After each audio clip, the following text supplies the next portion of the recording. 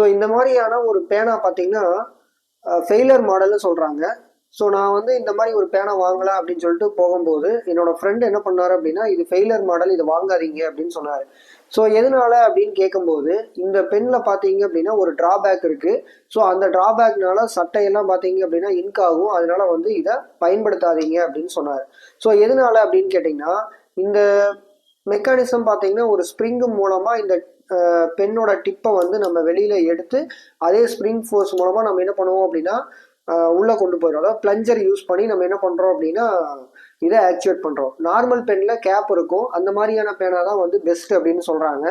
So எதனால அப்படின்னு கேட்டிங்கன்னா, இப்போ நம்ம பெண்ணை வந்து எழுதிட்டு அதை மறுபடியும் நம்ம வந்து கொண்டு போய் இந்த பின்னை வந்து உள்ளே வச்சதுக்கப்புறம் இந்த இடத்துல இன்கெல்லாம் வந்து டிப்பில் படிஞ்சிருது அப்படின்னு சொல்கிறாங்க. ஸோ இப்படி அந்த இன்கெல்லாம் வந்து அந்த நாசில் கிட்ட வந்து நமக்கு படிஞ்சுது அப்படின்னா நம்ம பேக்கெட்டில் வைக்கும்போது நம்மளோட பேக்கெட்டில் இன்க் ஆகும் அப்படின்னு சொல்கிறாங்க.